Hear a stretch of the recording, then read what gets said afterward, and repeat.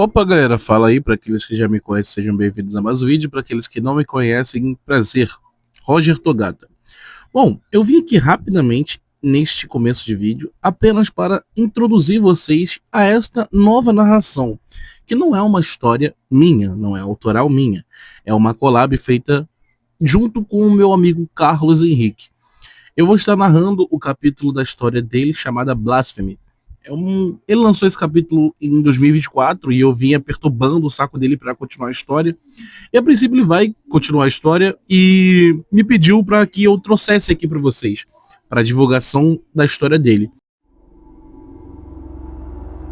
1918 foi o ano que marcou o fim de uma sangrenta guerra entre a Aliança e os Impérios Centrais. Porém, até hoje suas marcas são visíveis nos corações e no imaginário dos veteranos traumatizados. Os contos e as histórias relatadas pelos mesmos sobre aparições de seres indescritíveis e assombrosos eram ditas como delírio. Apenas os ignorantes se mantiveram longe da loucura que seus compatriotas foram postos. Relatos de soldados desaparecidos são noticiados aos montes pelos jornais em bancas, ou simplesmente anunciados aos gritos por crianças nas ruas. De todos os casos relatados, um em particular chamou a atenção. Um veterano chamado James Frederick esfaqueou várias pessoas em um pub. Quando o sujeito foi preso e interrogado, a única coisa que saiu de sua boca foi a mulher de preto. Ele repetia diversas vezes com um sorriso sinistro e um olhar aterrorizado. Casos parecidos a esse e outros similares foram relatados em várias cidades em diferentes países, como por exemplo nos Estados Unidos, no condado de Michigan, em um vilarejo chamado White Deer, próximo à cidade de Newland, ao qual foi relatado desaparecimentos anormais de visitantes e outros misteriosos contos sobre estranhas criaturas, ou ainda o nevoeiro e os estranhos relatos de seres abissais avistados na cidade portuária de Harry Harbor, East Sussex. Casos e histórias como esses e relatos dos grupos ocultos sempre são omitidos ou simplesmente ignorados pela mídia. Afinal, quem iria escrever uma história ao qual ninguém acreditaria?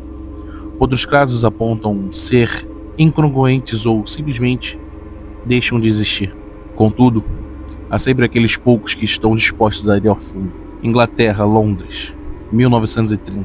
Nas periferias do distrito de Westminster, Londres, em um dia de chuva, um homem vestido com um paletó coberto por um sobretudo escuro e um chapéu social andava pelas ruas vazias, e em sua posse, um guarda-chuva preto.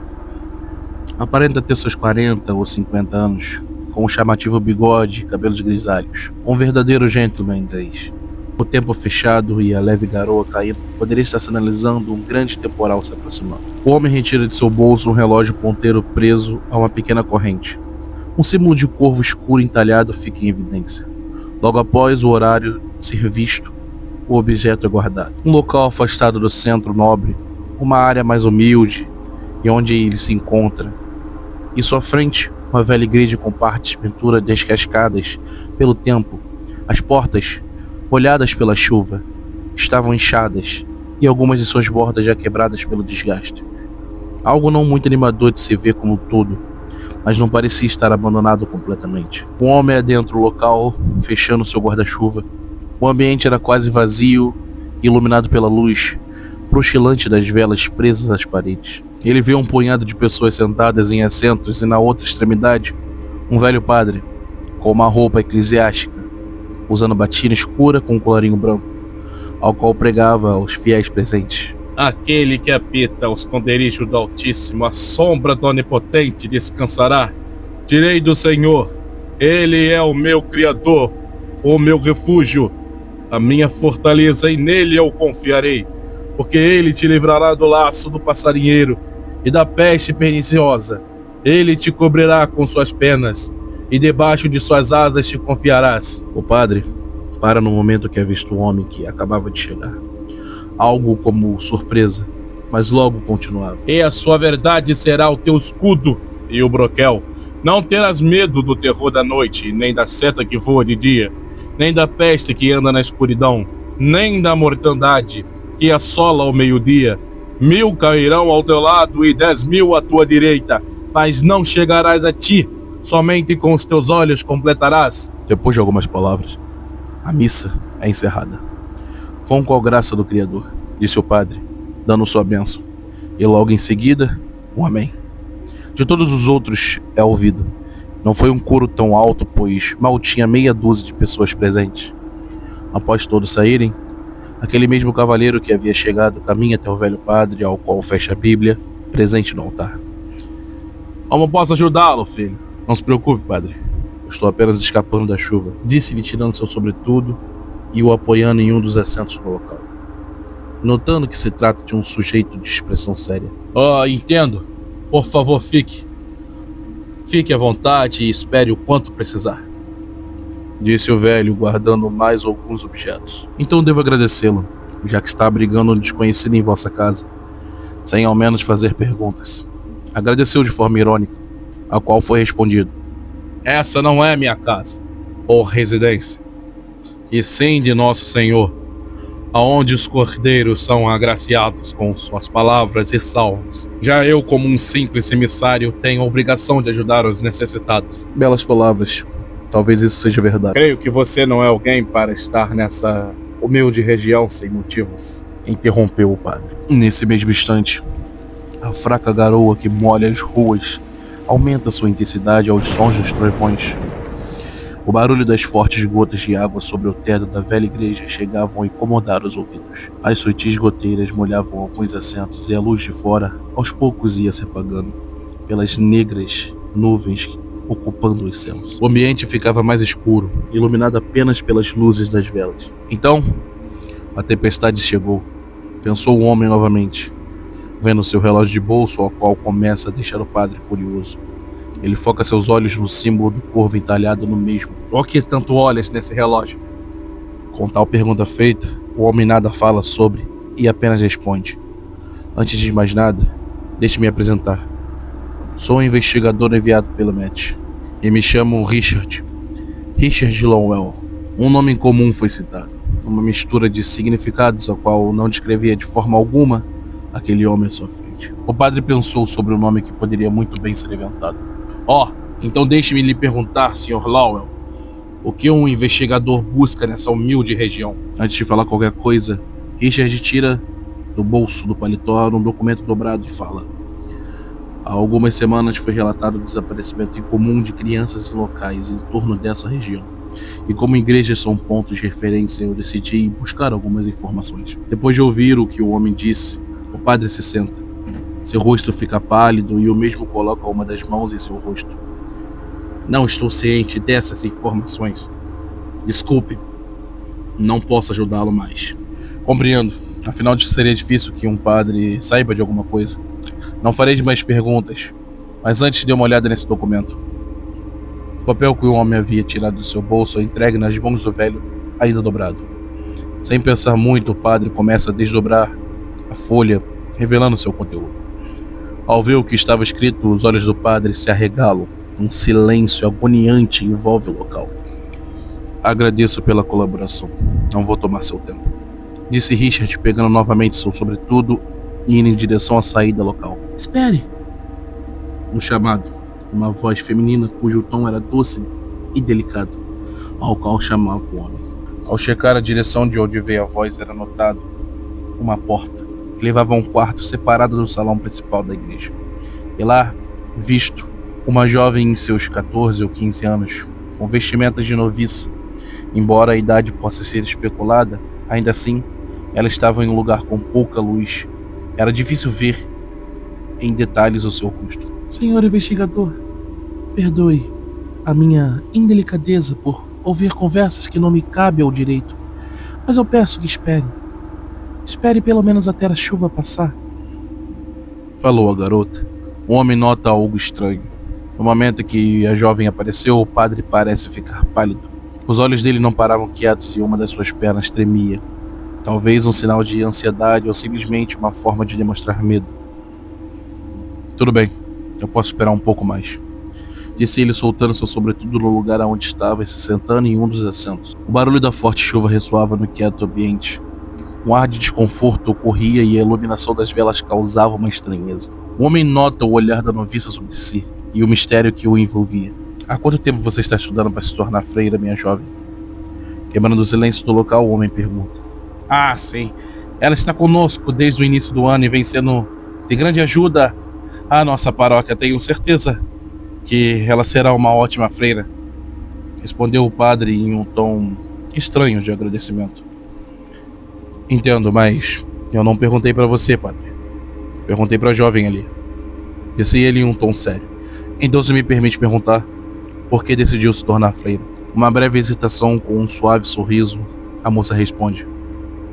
Por amor. Simplesmente por amor. Amor ao meu Criador. Amor? Uma resposta incomum nos dias de hoje. Mas se é verdade o que está dizendo, me diga uma coisa. Onde está seu crucifixo? Uma pergunta rápida baseada na análise de Richard. Ele notou algumas alterações no traje da jovem, principalmente a falta de cruz de Cristo em seu pescoço desde o primeiro momento. Oh, eu devo ter esquecido por ter me levantado às pressas hoje. Peço perdão ao padre e agradeço ao jovem senhor por ter me avisado sobre meu erro. E juro que não vai mais acontecer. Não se preocupe, errar é humano, disse o homem suspirando levemente e logo continua. Não fique tão longe, junte-se a nós. Falou ele, a menina, que mais uma vez hesita, mas logo caminha até ambos.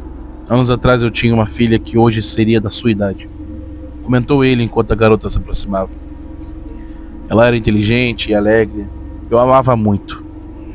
Ela tinha cabelos loiros e olhos verdes igual à mãe, e um lindo sinal de nascimento na testa. Era linda, mas um dia ela desapareceu sem deixar rastros. Por anos eu a procurei, e a cada pista sobre seu paradeiro eu ficava esperançoso. Mas hoje, depois de anos, eu finalmente descobri o que aconteceu. O homem falava enquanto a noviça se aproximava ainda mais. A luz das velas começava a pegar a silhueta do seu rosto. O padre se tremia mais e mais, ao decorrer que a garota se aproximava. Mas como eu disse, errar é humano, e até aqueles que fingem ser humanos cometem erros. Falou puxando algo dentro de seu paletó, uma fina corrente com um pingente estranho. O pingente tinha um formato peculiar, um círculo feito de prata, com uma escritura antiga talhada nele, e em seu centro, a imagem de um olho sem vida. Ele aponta o pingente para a garota cuja imagem já era bem iluminada pelas velas. Cabelos loiros e olhos verdes, e na sua testa um sutil sinal, exatamente como Richard já havia descrito anteriormente. Ao ver o pingente, a garota simplesmente começa a se estremecer e o investigador, sem pensar, puxa uma pistola e dispara contra a cabeça da jovem, fazendo o sangue manchar o local e a mesma cair imóvel no chão. O velho padre fica estranhamente sem reação, pálido e com as mãos trêmulas. Ele não fazia nada e seus olhos olhavam para o nada, com um aspecto sem vida. Richard, o investigador, pega o seu pingente e o coloca perto do padre, que não demonstra reação. Mas quando o símbolo entalhado na forma circular encosta na testa do padre, algo ocorre. Um símbolo negro em forma de galhos secos surge e o sangue começa a sair aos montes, escorrendo por todo o rosto do velho. Este símbolo, um estigma de sangue. Bruxas, pensou ele seriamente depois de ver a marca com mais detalhe. Ele era apenas um cadáver. Mas essa questão é quem estava o controlando. Nesse mesmo instante, uma risada ecoava, se misturando com o som da chuva. Era quase impossível saber de onde tal som estava vindo. Mas o homem olha para a garota no chão, que ainda estava imóvel. Por quanto tempo você pretende ficar deitado aí? Eu tenho algumas perguntas para você. Ela solta uma lenta e desconfortável gargalhada, em um tom bem grave. Eu já devia saber. Bem que eu senti um cheiro familiar vindo de você. A voz parecia não pertencer àquele corpo pequeno. Era uma tonalidade que incomodava. Por muitos anos eu procurei por você, sabia? Seu animal maldito. Mas sabe o que me deixaria muito feliz? Arrancá-lo daí de dentro à força. Interessante. Vocês humanos são bem divertidos. Principalmente quando estão gritando e chorando de medo. O que me faz lembrar que sua filha me divertiu por muito tempo. Enquanto ria, o investigador enraivecido puxa sua arma novamente e dispara contra a garota, ainda no chão. Mas o corpo da mesma se estremece, salta em um espasmo muscular, se agarrando à parede do local. Estou curioso. Como, de todos os lugares, você chegou exatamente aqui? E notando algo diferente no corpo da garota, fora a voz anormal, seus braços estavam mais longos e garras a seguravam na parede. Seus olhos, que antes eram inocentes, agora pareciam de uma fera faminta, mostrando um sorriso grotesco de orelha a orelha, com dentes afiados e uma saliva escura escorrendo de sua boca. Está curioso? Não se preocupe, pois logo sua dúvida será sanada enquanto morre lentamente em minhas mãos, disse o homem, atirando novamente contra a criatura que, por sua vez, se locomovia pelas paredes como um animal para desviar dos tiros. A chuva do lado de fora começa a ficar mais intensa ao ponto de relâmpagos e o alto som dos trovões ficarem mais ensurdecedores. E decorrente a isso, uma brisa passa pelas aberturas da surrada porta da igreja. Tal vento parecia ser quase nada, mas misteriosamente foi o suficiente para apagar, uma por uma, as velas que iluminavam o local. O quê? O investigador começa a ver o local ficar mais e mais escuro. E antes da última vela ser apagada, ele corre até a mesma, somente para ver a cena tenebrosa. A garotinha surge na frente da vela, saindo das sombras, com seu rosto sem a ferida do tiro que levou, ou a sujeira do sangue que escorreu. Ela olha para Richard e solta um inocente sorriso, pouco antes da mesma apagar a vela, com as suas próprias mãos. O escuro envolve o local, não importa quem seja. O medo do desconhecido afeta todos. O medo do que não se entende, do que não se vê e do que não se conhece. E nesse momento, sem ver um palmo à sua frente, o homem começa a se sentir encurralado, quase como se estivesse preso em uma gaiola. Vem brincar de esconde-esconde, papai. A mistura da voz da garota com a da criatura era simplesmente chocante. E o som da carne sendo rasgada é ouvida, quase como se algo tivesse saindo dentro do casulo. Desgraçado! Gritou o investigador. A voz da criatura penetrava o coração do cidadão como uma faca. O barulho da chuva sobre o teto não ajudava em nada a situação, e o som que a criatura fazia deixava as coisas mais tensas. Os grunhidos de uma fera começavam a ecoar na cabeça do homem vindo de todas as direções. O cheiro forte e pútrido contaminava o local de pouco em pouco, e no fim, os passos da mesma eram pesados e chegavam a se misturar com as gotas da chuva. O homem nada via, mas ouvia e sentia. Um sentimento desagradável era cometido a ele enquanto a forte respiração da criatura parecia estar em sua nuca. Vocês, humanos, são tão patéticos, tão fracos e ignorantes. Fico até indignado que nós precisamos nos esconder de vocês nessas cascas vazias. Apareça, seu covarde. Vai continuar se escondendo de mim, seu animal estúpido. Quem é o covarde agora? O investigador provoca a criatura. A chuva continuava a cair e um relâmpago corre. A luz do mesmo foi o suficiente para iluminar partes da igreja, através de buracos no teto ou as aberturas da porta. Foi um acontecimento rápido, mas foi o suficiente para Richard ver a imagem do monstro. Ele viu a imagem de um ser que só poderia existir nos mais obscuros e indescritíveis contos de história. A criatura estava bem na frente dele. Seu corpo é magro e desnutrido, com uma altura de mais de 2 homens. Seus braços alongados, em todo o corpo era visto longos pelos escuros.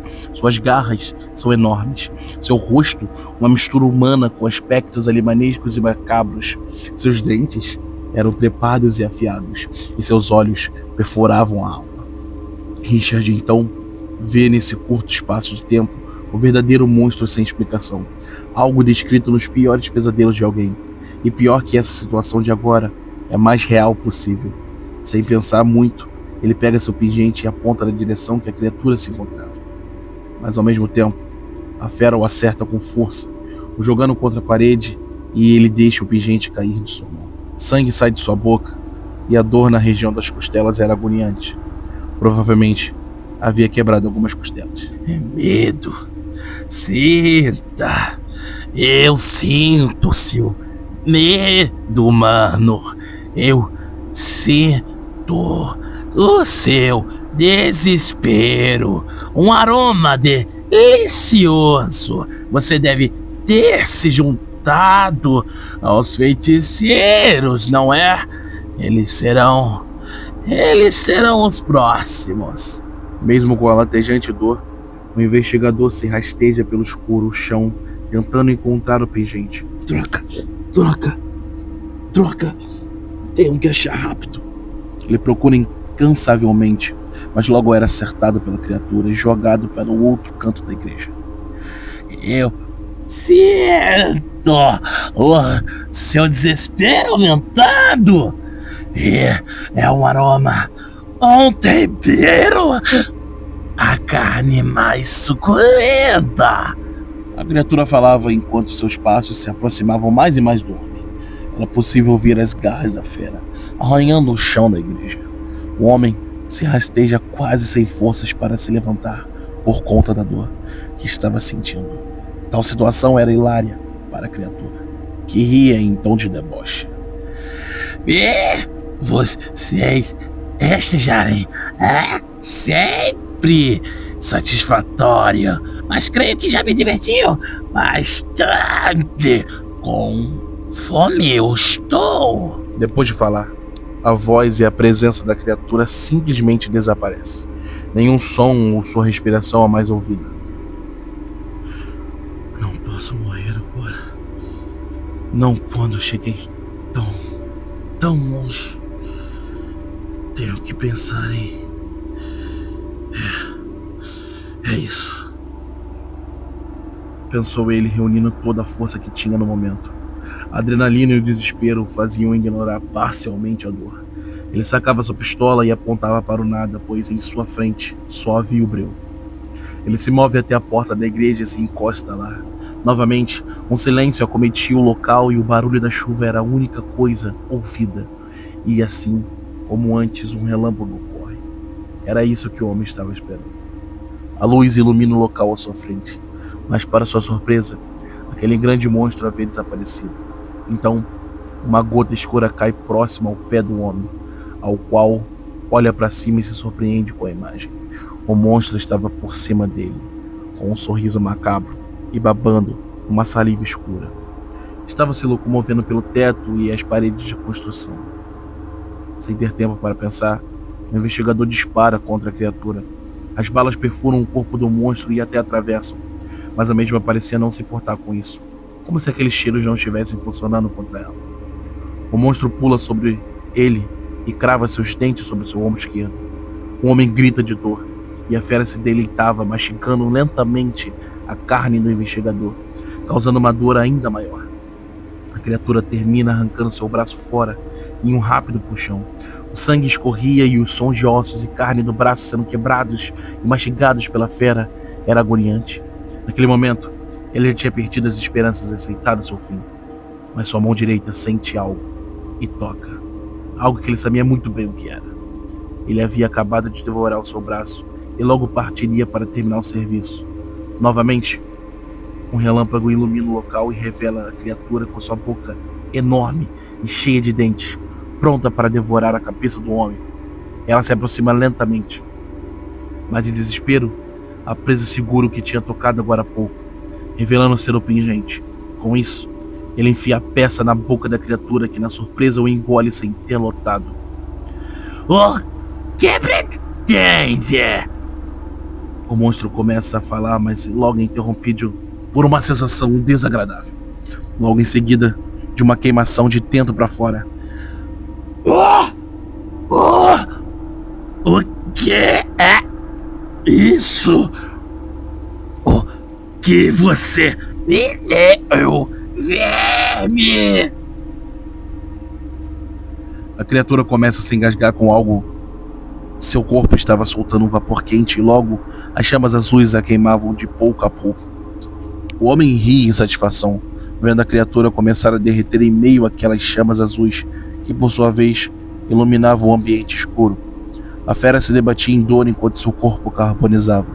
Acidentalmente, o braço da agonizante criatura acerta o homem, o jogando contra a porta da igreja, quebrando as fechaduras e o jogando no meio da rua. Mesmo assim, ele não parava de rir, vendo os gritos de medo e desespero da fera, que aos poucos ia caindo no chão até dar o seu último suspiro de vida. O investigador ria enquanto ele olhava para cima e via o temporal, algo tão magnífico que poderia significar a própria fúria de Deus. As gotas de chuva caem sobre seu corpo enquanto seu sangue escorria, deixando o solo coberto pela chuva e pelo sangue. De pouco em pouco, ele perdia a consciência por conta da perda de sangue. Sua visão ficava mais e mais escura. Agora você pode descansar em paz, minha filha. Suspirou ele antes de sua visão se apagar por completo. Olá, meu nome é Carlos Henrique e perdoe minha voz meio cansada, é que infelizmente eu sou CLT. Pois bem, e essa é a minha história. Blasphemy, ou Blasfêmia, se trata de um universo alternativo, baseado no nosso atual, no caso, porém com criaturas consideradas míticas, né? Literalmente, esse conto é uma mistura de criaturas Lovecraftianas e uma organização similar à SCP. Foi um misto, que eu peguei as ideias de ambas as obras, só que modifiquei, entendeu? Para não ficar muito parecido. Essa história, para quem vai ouvir o áudio ou já ouviu, ela é muito pega muito no lado do mistério. E eu poderia me aprofundar mais, né? Eu poderia me aprofundar mais aqui, falando das criaturas, do universo, tudo mais, todo o sistema. Só que eu pretendo fazer isso, se me aparecer a oportunidade, em vídeos posteriores. Porque no momento o meu foco mesmo é na história. Eu ainda não tem nada concreto, nem um sistema de magia, tem nada pronto, nem criaturas em todas as suas diversidades. Mas uma coisa eu digo a vocês, amantes do terror, as criaturas dessa obra que eu estou escrevendo, elas existem há muito tempo, era como se fossem as Old Ones, e foram elas que deram origem aos contos, mitos, mitologias, fábulas e histórias de monstros que conhecemos hoje em dia.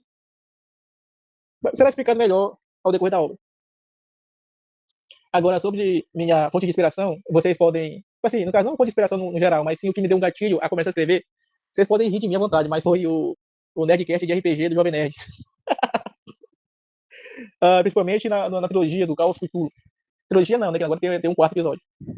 Foi essa saga que eu acompanhei, eu vi tudo, e que me deixou eufórico com toda essa mitologia de criaturas antigas. E pode-se dizer que foi esse um dos principais gatilhos que me fez iniciar essa carreira. E por enquanto é isso, pessoal. No momento eu estou gravando esse áudio de noite aí e não estou muito. Brincadeira. Por enquanto é isso que me vem à mente para me falar hoje que é vocês. Mas se tiverem perguntas ou quiserem conhecer essa história, ela estará presente no app Spirit Fanfic. E eu pretendo levar ela também para outras plataformas, né? Se minha coragem permitir. Então é isso, pessoal. Agradeço por todos que ouvirem e obrigado.